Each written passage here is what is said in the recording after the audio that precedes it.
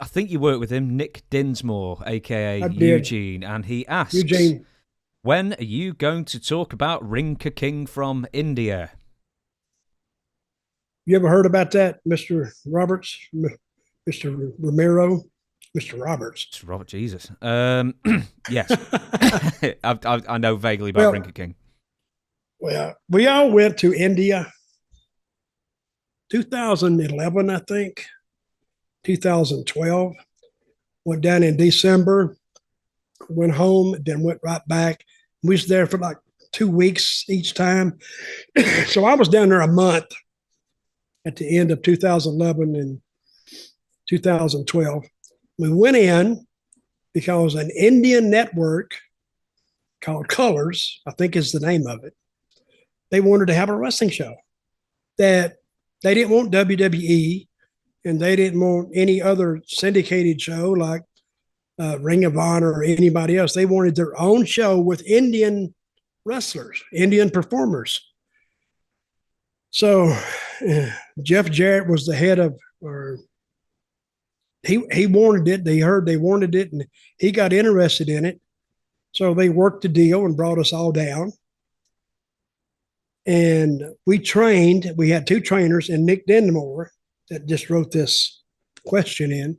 He was one of the trainers. Him and Savio Vega. Most of these guys had never had any wrestling experience whatsoever. The first tape we did, the guy that went out, was the first time he ever worked in front of people and with the camera. And I think he actually went out there with Dinsmore because we had to have great coaches and great trainers, and he was one of them. And we ended up, I think our first show, I'm not sure of this, but I think we did like 20 million people because it was new. Of course, it dropped off after that, after they after they saw the show. But it was well produced, and it's called Ring Ka-King. Ka-King, I don't know, I guess it's King of the Ring, I guess, is the translation of it. But we had actual Indian wrestlers that performed on the show with Americans. And it was I think we did 1 year. That's all. I don't know what happened to the second year, or even if they had a second year. I think they had a second year, but with a much cheaper outfit, and the wrestlers weren't as good.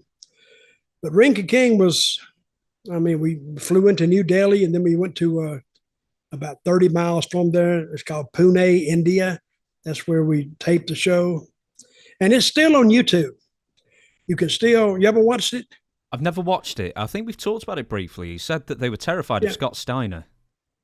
Oh, yeah. Scott Steiner would hit the floor, and they would run and fall over each other because Steiner is terrifying when he goes out of the ring. You don't know whether he's playing or not.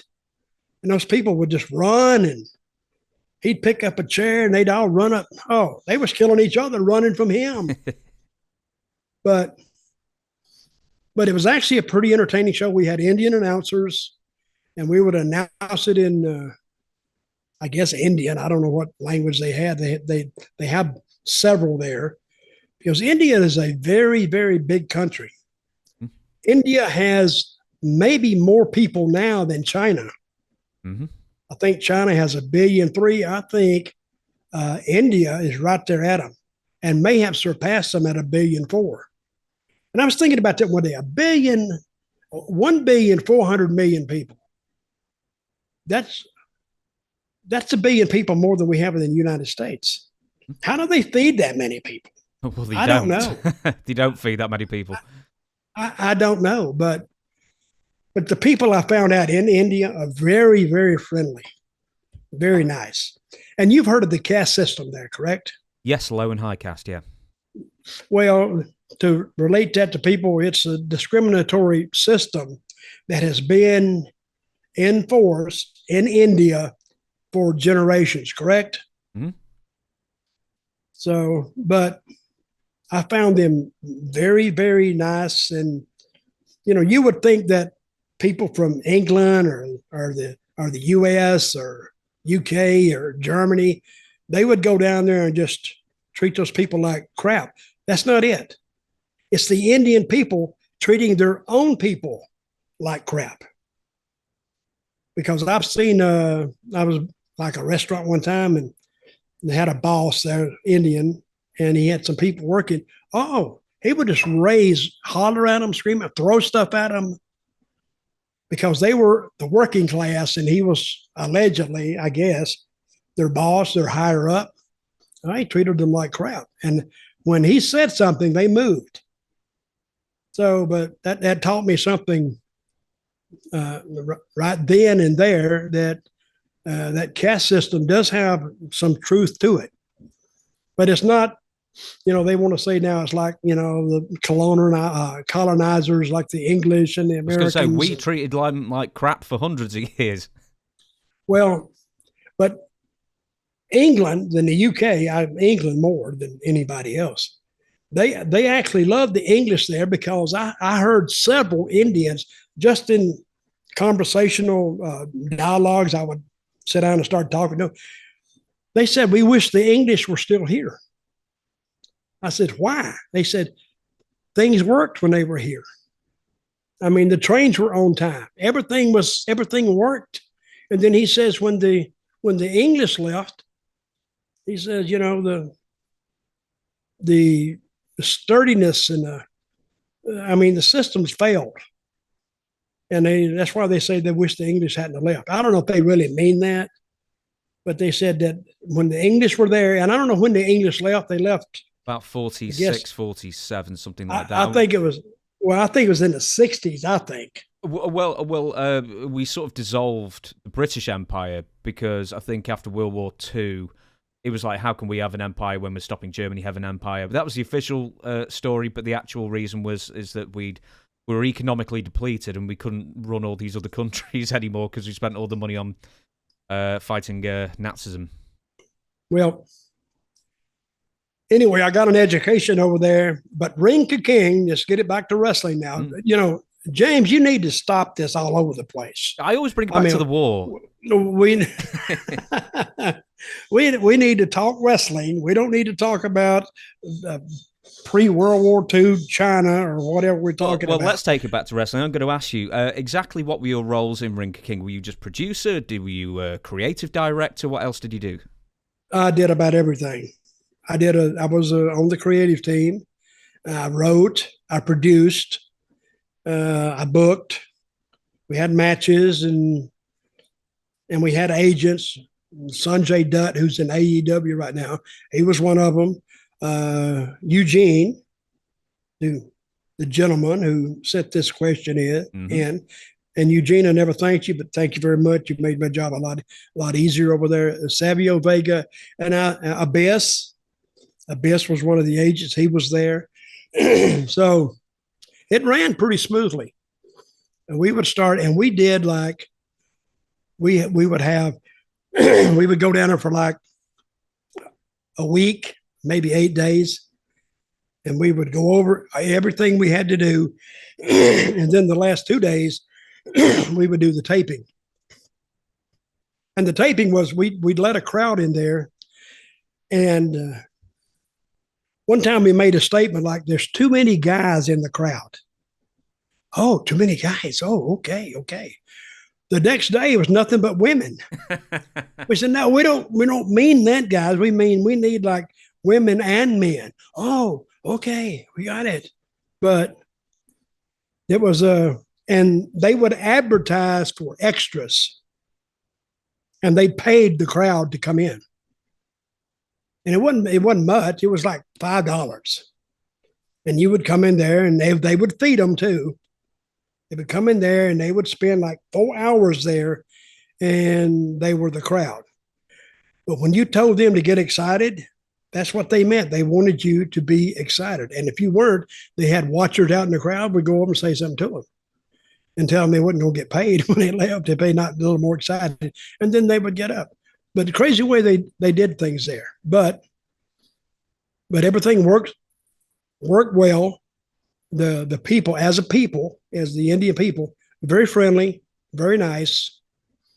The only thing I didn't like there is when I checked into the hotel, You know those things they check underneath cars with, see if there's a bomb there? Yes, the big mirror on a stick thing. Yeah. Brother, I saw that and I freaked out. I said, what the hell have I got into now? They got these terrorists that's going to blow the hotel up. So I was always watching out the window when I was going somewhere. And traffic in India is unbelievable because they got those three-wheelers like little tricycles, but they're motorized. And you have a driver and tuk-tuk. Are the tuk-tuks, aren't they? Is that what they call them? Yeah, those little taxis, the three-wheel taxi things. And I mean, lanes like lines in the middle of the highways, they don't mean anything. Just advisory. Yeah, they're just suggestions that maybe you need to stay over here and horns out the zang. Beep, beep, beep, beep, beep, beep, beep, beep, beep. And you think, somebody blowing the horns like a little irritated, but they're not irritated. What they're doing, they finally told me, said, you're telling the guy next to you you're there. Beep, beep, beep, beep, watch out, beep, beep, I'm here, which made sense. So if you had two lanes going this way, it was going to be three lanes regardless. And some of those trucks, they didn't have lights. They didn't have brake lights. They didn't have nothing. So if you weren't aware out driving on an Indian highway, I don't care where you were, you had to watch out. You could run into somebody. But yet at the same time, I never saw an accident the whole time I was there. I never saw one. So the first time I saw a shanty town, you've heard of shanty towns? Yeah. They're like, you got this 3 acres over here, and you got these high-rise buildings around it. And all of a sudden, you see this like homeless encampment, basically, is the best way I can describe it, because the people that go in there to live, they don't own it. They're just there. And it's nothing but like plywood walls and, like tents or, burlap thrown over a doorway or a roof or something. Horrible. And one morning I got up and it's foggy as hell. I went, damn, it didn't feel that humid. And I asked somebody, does it get foggy like this a lot? They said, no, man. That is not fog. That is smoke. I went, what? Because the people living in the shanty town, they didn't have gas. They didn't have electricity. They had wood. And they would build a fire to cook or to stay warm. You got a little chilly there sometimes, I guess. And it would just knock you down, the smoke. And you couldn't see because it looked like fog early in the morning, but it was really smoke cooking breakfast. So it was different. And the people, they didn't know what to think of wrestling, but liked it. And I think later on, who was that big giant in WWE? Great Khali. Khali, he went in later and ran a few shows, and he drew like 60,000 people. And I don't know who was sponsoring or how he was doing it, but he would go to stadiums and he would do well. Crazy.